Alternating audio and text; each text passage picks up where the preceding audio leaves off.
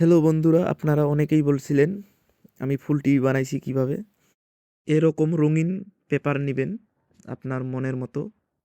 নেওয়ার পর 2 ইঞ্চি করে স্কোয়ার কাটবেন। এই দিকেও 2 ইঞ্চি, ওই দিকেও 2 ইঞ্চি। আমিও 2 ইঞ্চি করে কেটে নিচ্ছি। তো দেখো, আমার 2 ইঞ্চি করে কেটে নেওয়া হলো। তারপর 2 ইঞ্চি পেপারটি ভাঁজ করে নিব। ভাঁজ করে নেওয়ার পর কুচি কুচি করে কাটবো। কুচি কুচি কাটার পর এই রকম হবে, অনেক সুন্দর লাগবে। তারপর খাঁটি বা কুচি যাই বলেন না কেন, ওইখানে এইভাবে পেঁচাইতে হবে। পেঁচানোর পর শেষে একটু আঠা দিয়ে জুড়ে দিতে হবে।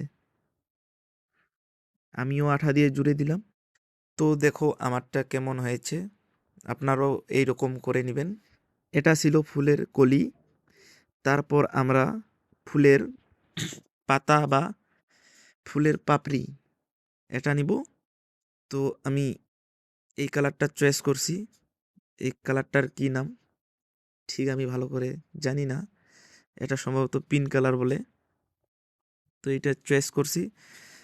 তারপর এটা 4 ইঞ্চি করে কাটবেন, স্কোয়ার 4 ইঞ্চি। 4 ইঞ্চি করে কাটার পর এইভাবে ভাঁজ করবেন আমার মতো। ঠিক যতক্ষণ না আমার মতো এইরকম হচ্ছে, দেখেন ঠিক এইরকম হবে আমার মতো। আমি কিভাবে ধরছি এটা লক্ষ্য করবেন। এইভাবে ধরে ঠিক ওই বরাবর কোণে এইভাবে রাউন্ড শেপে কেটে নেবেন। কেটে নেওয়ার পর দেখবেন ঠিক পাতার মতো হয়ে গেছে। তো এখানে 8টি পাতা হবে। 8টি পাতার মধ্যে 2টি পাতা কেটে নিব। 2টি পাতা আমাদের লাগবে না, 6টি পাতা লাগবে। 6টির মধ্যে আবার 5টি পাতা নিব আমরা। একটি পাতা দিয়ে জুড়ে দিব, বলতে আঠা লাগাবো একটি পাতাতে।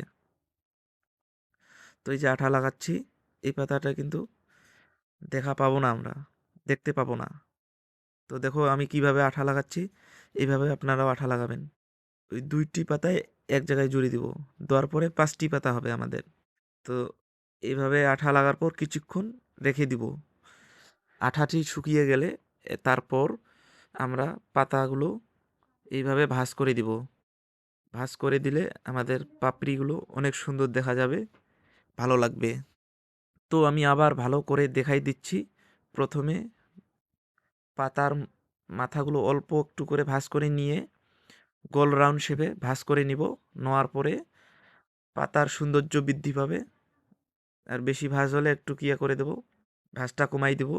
দেওয়ার পর স্বাভাবিক করে দিব, দিলেই আমাদের পাতাগুলো হয়ে যাবে আর ফুলের পুরা সৌন্দর্য চলে আসবে। তো দেখো আমার পাতাগুলো আমি ঠিক করে দিচ্ছি, দিলেই দেখো আমার পাতাটা কত সুন্দর হয়েছে। এভাবে আপনারাও করে নেবেন। আর আমার ফুল ভিডিওটা কে কে দেখলেন অবশ্যই কমেন্ট করবেন। আর ভিডিওটি কেমন লাগলো অবশ্যই জানাবেন। যদিও ভালো হয়নি তাও জানাবেন। আর আমি কথা তেমন একটা সাজাই বলতে পারি না, কথাগুলো শুনলে বুঝতে পারবেন। তো এতটুকুই। ভালো লাগলে অবশ্যই কমেন্ট করবেন, আর মন চাইলে শেয়ার করবেন। তো এখানেই শেষ করলাম। সবাই ভালো থাকবেন, দেখা হবে অন্য ভিডিওতে।